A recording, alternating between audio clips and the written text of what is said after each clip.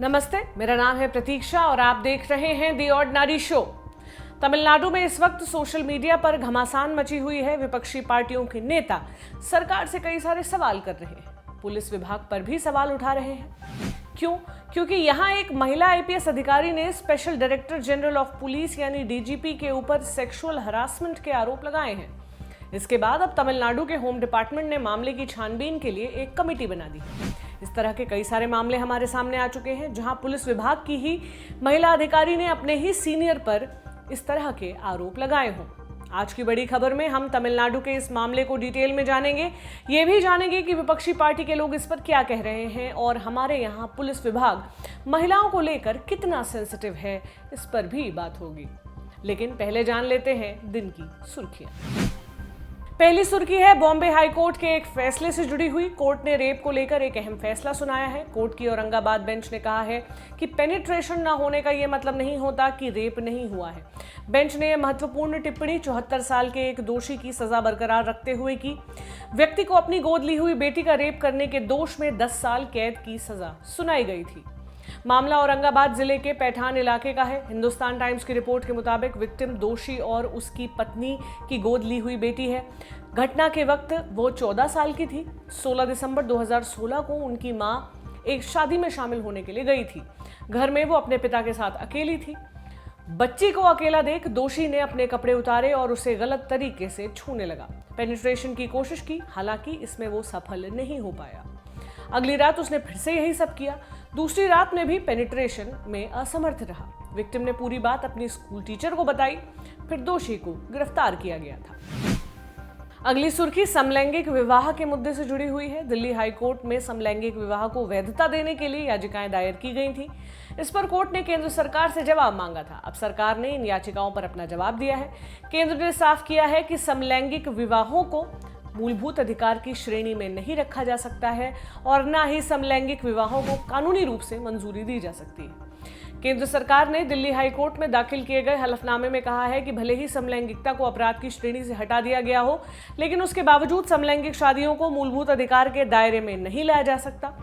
Supreme court ने 2018 में समलैंगिक रिश्तों को सेक्शन 377 के तहत अपराध के दायरे से बाहर कर दिया था। अगली सुर्खी है दिल्ली से। यहां भलसवा डेरी थाना इलाके में एक लड़की की निर्मम तरीके से हत्या कर दी गई। इंडिया टुडे के सीनियर क्राइम जर्नलिस्ट तंजीम हैदर की रिपोर्ट के मुताबिक लड़की को भारी हथियार से पीट कर मारा गया है। हत्या की वजह का खुलासा अभी तक नहीं हो पाया है। हत्या का आरोप महिला के पति पर है। पुलिस ने उसे हिरासत में लिया है और पूछताछ कर रही है। रिपोर्ट्स के मुताबिक जिस वक्त इस वारदात को अंजाम दिया गया उस वक्त बच्चे भी घर पर मौजूद थे। आरोपी का नाम देवकी है। वो भलसवा डेरी इलाके में गली नंबर 9 में अपनी पत्नी के साथ रहता था। 25 फरवरी को वो दोनों गली नंबर 11 में अपने एक पहचान वाले के घर गए थे। घर की महिला किसी काम से अपने बच्चों को घर पर छोड़कर बाहर गई हुई थी। इसी दौरान देवकी ने अपनी पत्नी की हत्या कर डाली। जब महिला वापस आई तो देवकी ने खुद इस बात की जानकारी उसे दी। फिर पुलिस को सूचना दी गई। पुलिस ये जानने की कोशिश कर रही है कि हत्या क्यों की गई। तो ये थी आज की सुर्खियां। अब लौटते हैं बड़ी खबर पर। राजेश दास तमिलनाडु पुलिस में लॉ एंड ऑर्डर के स्पेशल डीजीपी हैं। इनके ऊपर ही एक महिला आईपीएस अधिकारी ने यौन शोषण के आरोप लगाए हैं। द हिंदू की रिपोर्ट के मुताबिक कुछ दिन पहले सीएम इडापल्ली पलानीस्वामी सेंट्रल तमिलनाडु के कुछ जिलों के दौरे पर थे। महिला आईपीएस अधिकारी की भी इसमें ड्यूटी लगी थी। इसी दौरान स्पेशल डीजीपी राजेश दास ने अपनी कार के अंदर महिला अधिकारी का कथित रूप से यौन शोषण किया। इस घटना के बाद महिला ने पुलिस विभाग में डीजीपी के खिलाफ शिकायत की। इसी शिकायत पर अब राज्य के होम डिपार्टमेंट ने 24 फरवरी को 6 सदस्यों की एक जांच कमेटी बनाई है। विभाग की तरफ से जो लेटर जारी किया गया है उसके मुताबिक इस कमेटी की अध्यक्षता आईएएस अधिकारी जय श्री रघुनंदन करेंगी। उनके अलावा आईपीएस अधिकारी Seema Agarwal, IPS A Arun, IPS B Shamundeshwari, chief administrative officer VK Ramesh Babu और international justice mission programme management के हेड लोरेता जोना इसमें शामिल होंगे। होम डिपार्टमेंट का कहना है ये कमेटी इस मामले में sexual harassment of women at workplace, prevention, prohibition and redressal act 2013 के प्रावधानों के अनुसार आगे की कार्रवाई करेगी। द न्यूज मिनट की रिपोर्ट के मुताबिक एक अन्य आईपीएस अधिकारी ने अपना नाम न बताने की शर्त पर बताया कि इस केस में महिला आईपीएस अधिकारी को डीजीपी के खिलाफ शिकायत करने से रोकने की बहुत कोशिशें की गई थी, लेकिन उन्होंने हिम्मत नहीं हारी और शिकायत की और सूत्र बता रहे हैं कि आईपीएस अधिकारी की शिकायत के बाद अब कई महिला अधिकारी उन्हें बधाई दे रहे हैं। द वीक की रिपोर्ट के मुताबिक सूत्रों का कहना है कि इस बात की पूरी कोशिश की जा रही थी कि यह मामला दब जाए, क्योंकि जल्द ही राज्य में विधानसभा चुनाव होने जा रहे हैं। होम डिपार्टमेंट भी थोड़ा हिचकिचा रहा था। मामला सामने आने के बाद राजेश दास का ट्रांसफर कर दिया गया है और उन्हें वेटिंग लिस्ट में रखा गया है। सूत्रों के जरिए ये जानकारी भी सामने आई कि पीएम मोदी के कोयंबटूर दौरे से जुड़ी उनकी सुरक्षा को लेकर जो मीटिंग हुई थी, उस मीटिंग में भी राजेश दास को शामिल नहीं किया गया था। पीएम मोदी 25 फरवरी को कोयंबटूर और पुदुचेरी के दौरे पर हैं। ये मामला जब से सामने आया है, तब से सोशल मीडिया पर भी लोग लगातार इसके बारे में लिख रहे हैं। डीएमके लीडर कनिमोई ने ट्वीट किया, एआईएडीएमके के शासन के दौरान सुरक्षा करने वालों को भी सुरक्षा की जरूरत है। जब यहाँ एक महिला आईपीएस अधिकारी को उसके सीनियर द्वारा सेक्सुअली हरास किया जाता है और फिर भी सीएम इस पर कोई ध्यान नहीं देते, तो हम आम औरतों की सुरक्षा के बारे में इस सरकार से क्या उम्मीद कर सकते हैं। डीएमके चीफ एमके स्टालिन, जो राज्य में विपक्ष के नेता भी हैं, उन्होंने भी एआईएडीएमके सरकार पर सवाल किया। कहा, यह शर्म की बात है कि सरकार इस तरह के अधिकारियों को बचाती है। ये भद्देपन का पीक है, अहंकार का प्रतिबिंब है। मैं उस महिला अधिकारी की हिम्मत को लेकर उनके सामने सिर झुकाता हूं। स्टालिन ने 2018 के भी एक मामले का जिक्र किया। द हिंदू की रिपोर्ट के मुताबिक स्टालिन ने कहा, यह पहली बार नहीं है जब आईपीएस अधिकारी को सेक्सुअल हरासमेंट का सामना करना पड़ा हो। साल 2018 में तत्कालीन डीवीएसीआईजी मुरुगन के खिलाफ भी शिकायत की गई थी, जिसे सीएम ने कारपेट के नीचे दबा कर रख दिया था। जब कोर्ट ने दखलंदाजी की, तब जाकर केस फाइल हो पाया था। वो यानी सीएम खुद को भ्रष्टाचार और गैरकानूनी गतिविधियों से बचाने की कोशिश में आरोपी पुलिस अधिकारियों को बचा रहे हैं। स्टालिन ने यह भी कहा कि अगर सरकार उस अधिकारी को बचाने की कोशिश करती है तो फिर डीएमके प्रोटेस्ट लॉन्च करेगी। सीपीआईएम के स्टेट सेक्रेटरी के बालकृष्णन ने राजेश दास के निलंबन की मांग रखी है। कहा है कि उनके सस्पेंशन के बाद ही निष्पक्ष जांच हो पाएगी। एक्टर कमल हासन ने कहा, आईपीएस महिला अधिकारी द्वारा एक सीनियर पुलिस अधिकारी के ऊपर सेक्सुअल असॉल्ट के आरोप लगने की खबर हैरान कर रही है। सीएम को एक्शन लेना चाहिए ताकि उस महिला को न्याय मिल सके। ऐसे कई सारे पोस्ट राजेश दास और एआईएडीएमके सरकार के खिलाफ किए जा रहे हैं। ये पहली बार नहीं है जब तमिलनाडु के किसी पुलिस अधिकारी पर सेक्सुअल हरासमेंट के आरोप लगे हों। ऊपर भी 2018 के एक केस का हमने जिक्र किया। क्या है वो केस, बताते हैं। अगस्त 2018 में तमिलनाडु की एक महिला सुपरिटेंडेंट ऑफ पुलिस ने आईपीएस अधिकारी एस मुरुगन पर यौन शोषण के आरोप लगाए थे। उस वक्त Murugan directorate of vigilance and anti corruption यानी डीवीएसी विभाग के जॉइंट डायरेक्टर थे। मामला सामने आने के बाद एक आंतरिक जांच कमेटी बनाई गई, डीजीपी स्तर के अधिकारी लक्ष्मी प्रसाद की अध्यक्षता में। बाद में पीड़ित आईपीएस अधिकारी को मजबूरन मद्रास हाईकोर्ट का दरवाजा खटखटाना पड़ा, जहां महिला अधिकारी ने आरोप लगाया कि जांच कमेटी के चेयरमैन और बाकी सदस्य मुरुगन का ही पक्ष लेते नजर आ रहे हैं। इसके बाद कोर्ट ने इस केस की जांच को राज्य से बाहर भेजते हुए तेलंगाना पुलिस को सौंप दिया। हालांकि बाद में सुप्रीम कोर्ट ने इस ट्रांसफर पर रोक लगा दी थी। अब थोड़ा अपने दिमाग पर जोर डालिए और वो दिन याद करने की कोशिश कीजिए जब आपने न अखबारों में और न ही किसी न्यूज चैनल या वेबसाइट पर किसी महिला के यौन शोषण या रेप से जुड़ी कोई खबर ना पढ़ी हो। अगर आप रोजाना न्यूज़पेपर पढ़ने वालों में से हैं या फिर रोजाना न्यूज़ सुनने या फिर इंटरनेट पर पढ़ने वालों में से हैं, तो हम जानते हैं कि आपका जवाब ना ही होगा, क्योंकि कोई भी दिन ऐसा नहीं जाता जब किसी महिला के यौन शोषण या रेप की कोई खबर ना आए। लेकिन विडंबना देखिए, रोज यौन शोषण की खबर आने पर हमें हैरानी होनी बंद हो गई है, क्योंकि अब हमें आदत हो गई है। ये कड़वा सच है जिसे हमने गटक लिया है। लेकिन हैरानी तब होती है जब किसी पुरुष पुलिस अधिकारी द्वारा किसी महिला पुलिस अधिकारी के शोषण की खबर सामने आती है, फिर चाहे वो मानसिक शोषण हो या शारीरिक। थोड़ा पीछे चलते हैं। जनवरी 2020 में एक वीडियो सामने आया था। इसमें यूपी पुलिस की एक महिला पुलिसकर्मी अपने सीनियर के ऊपर हरासमेंट के आरोप लगा रही थी। महिला पुलिसकर्मी इस वीडियो में रोते हुए दिख रही है। उसने कहा था, मैं किसी दूसरी महिला को उसकी सुरक्षा का आश्वासन कैसे दे सकती हूँ जब मैं खुद विक्टिम बनती जा रही हूँ। इस तरह की एक और घटना अक्टूबर 2020 में सामने आई थी यूपी के बुलंदशहर से। टाइम्स नाउ की रिपोर्ट के मुताबिक एक महिला कांस्टेबल ने स्टेशन इंचार्ज पर हरासमेंट के आरोप लगाए थे। महिला ने बताया कि जब वो जुलाई 2017 से जुलाई 2020 तक गुथौली पुलिस थाने में पोस्टेड थी, तब इंचार्ज सचिन मलिक ने उन्हें मोलेस्ट किया था। महिला ने शिकायत में बताया था कि सचिन मलिक ने उन्हें गलत तरीके से टच किया था और जान से मारने की धमकी भी दी थी। एक और घटना सितंबर 2018 में सामने आई थी। यहां तो महिला पुलिस कांस्टेबल ने कथित तौर पर सुसाइड कर लिया था। आउटलुक इंडिया की रिपोर्ट के मुताबिक महिला ने सुसाइड नोट लिखा था जिसमें कहा था कि सीनियर पुलिस अधिकारी की हरासमेंट से परेशान होकर वो सुसाइड कर रही है। ऐसी ही कई सारी घटनाएं लगभग हर राज्य से सामने आती रही हैं। कहीं पर कोई महिला अधिकारी सेक्सुअल हरासमेंट का शिकार होती है तो कहीं पर मानसिक प्रताड़ना का। साल 2009 में देश के गृह विभाग ने एक टारगेट सेट किया था, ये कि पुलिस फोर्स में महिलाओं की भागीदारी को कम से कम 33% तक लेकर जाना है। लेकिन bureau of police research and development की 2020 की रिपोर्ट की माने तो देश की पुलिस फोर्स में इस वक्त कुल 9% महिलाओं से भी कम है। ऐसे में अगर महिलाओं का पुलिस विभाग के अंदर ही सेक्सुअल हरासमेंट होता रहेगा तो जनता को क्या मैसेज जाएगा। हिंदुस्तान टाइम्स की 2017 की एक रिपोर्ट बताती है कि दिल्ली पुलिस के स्टाफ में 150 पुलिसकर्मी ऐसे हैं जिनके ऊपर रेप, मॉलेस्टेशन और सेक्सुअल हरासमेंट के आरोप लगे हैं। हमने एक जगह पर sexual harassment of women and workplace prevention, prohibition and redressal act 2013 का जिक्र किया था। यह एक्ट वर्कप्लेस में महिलाओं को सेक्सुअल हरासमेंट से प्रोटेक्शन देता है और ऐसी घटनाओं को कैसे रोका जाए, क्या कार्रवाई की जाए, इन सारी बातों को लेकर इसमें प्रावधान है। पुलिस विभाग के अंदर भी सेक्सुअल मिसकंडक्ट की जो घटनाएं होती हैं वो इसी एक्ट के तहत जांची जाती हैं।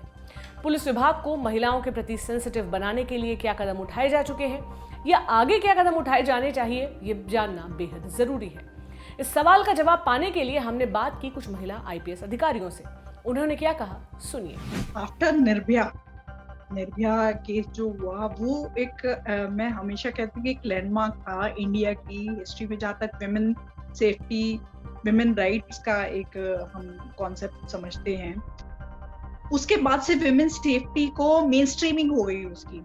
अगर जैसे एजेंडा भी डिसाइड होता है पुलिस का कि आने वाले दिनों में क्या काम करना है, what will be our highlights for the next year, तो उसमें विमेन सेफ्टी हमेशा अब सिंस 2012 ऑनवर्ड्स मैं मानती हूँ कि ये एक टॉप प्रायोरिटी में से टॉप एजेंडा हमारा रहता है। तो एक तो वही हो गया सेंसिटाइजेशन के लिए, ये है कि ये आपकी जो टॉप लिस्ट आप बनाते हैं कि ये 5 काम मुझे करना है, उसमें से सबसे ऊपर ये रहता है।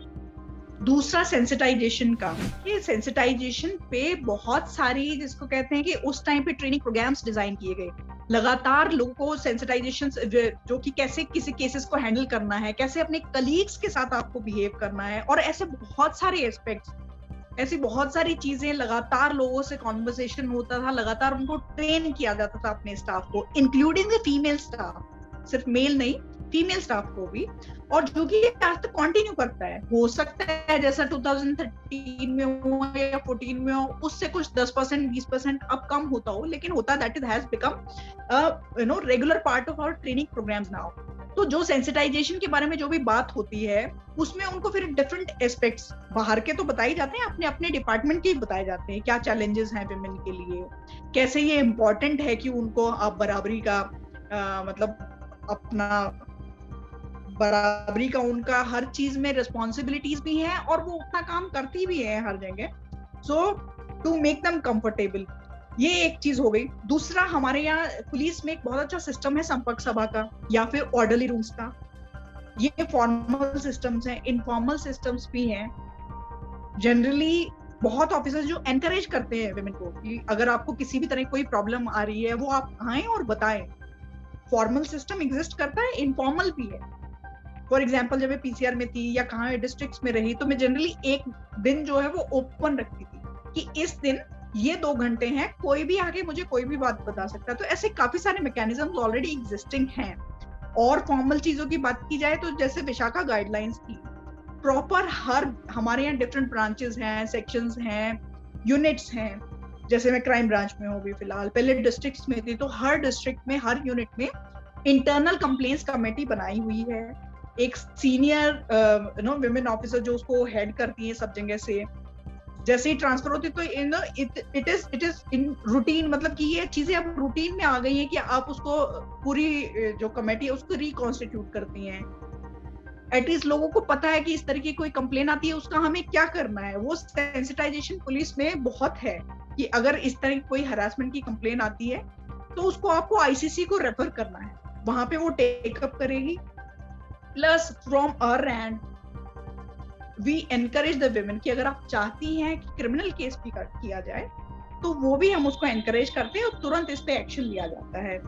ये कुछ चीजें हैं, बट मुझे लगता है कि शायद हमारा सोशल बैकग्राउंड जो एक देखा जाए, लोग अभी भी कहीं न कहीं फ़ील करते हैं कि ऐसा ना हो कि जो विक्टिम है उसी को कुछ प्रॉब्लम्स आनी शुरू हो जाएँ, लोग उसके वर्जन को डाउट करने लग जाएँ।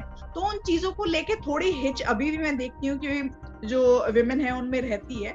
बट मोस्टली अगर किसी के साथ कोई भी हुआ है, अगर इस तरह कोई इंसिडेंट हुआ है, मोस्टली दे कम आउट। ऐसे बहुत सारे इश्यूज़ से, ऐसे बहुत सारे केसेस से हम लोग डील करते हैं और बेसिकली हमारा एक एनकरेजमेंट का हमेशा रहता है कि हम एनकरेज करें अपने साथ जितनी भी विमेन हैं उनको, कि कुछ भी उनके साथ गलत हुआ तो दे शुड कम आउट, मतलब कोई उनको इसमें डाउट नहीं होना चाहिए। उम्मीद है कि पुलिस विभाग में काम करने वाली महिलाओं को लेकर और ज्यादा संवेदनशीलता लोगों के अंदर जल्द ही आएगी। हम ये भी उम्मीद करते हैं कि तमिलनाडु वाले मामले में कमेटी निष्पक्ष जांच करेगी। क्या नतीजा निकलेगा हम अभी नहीं बता सकते, लेकिन भविष्य में अगर कोई परिणाम सामने आता है तो आप तक उसे जरूर पहुंचाया जाएगा। अब वक्त हो चला है हमारे जाने का, यानी हमारे आखिरी सेक्शन चलते चलते का। आज हम आपको रेकमेंड कर रहे हैं एक शो जिसका नाम है वागले की दुनिया, नई पीढ़ी नए किस्से। ये शो सोनी सब पर आता है। 8 फरवरी से शुरू हुआ है। ये साल 1988 के शो वागले की दुनिया की नई पीढ़ी की कहानी है। इस वागले परिवार में राधिका और श्रीनिवास के अलावा हैं उनके बेटे राजेश, बहू वंदना और 2 पोते पोती। ये एक सिटकॉम ड्रामा है, यानी सिचुएशनल कॉमेडी, जो आज के टाइम पर टीवी पर आने वाले सबसे जेन्युइन शोज में से एक है। इसमें किरदार कॉमेडी के लिए जबरन मुंह बनाते या आवाज बदलते नहीं दिखते।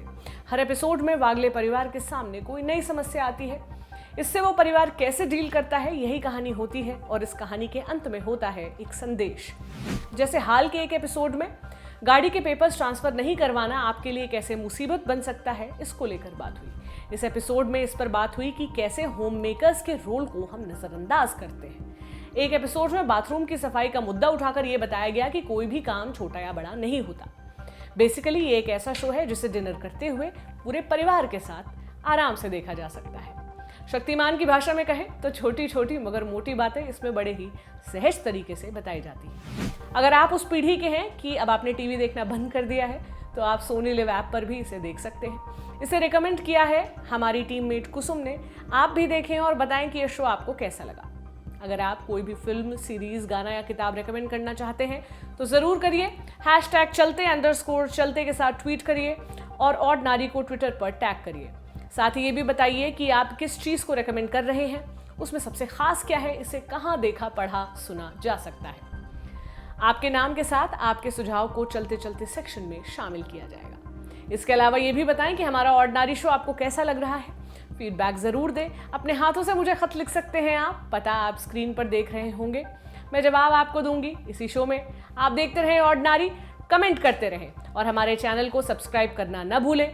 घंटी की फोटो पर क्लिक जरूर करें ताकि आपको नोटिफिकेशंस मिलते रहें। शुक्रिया।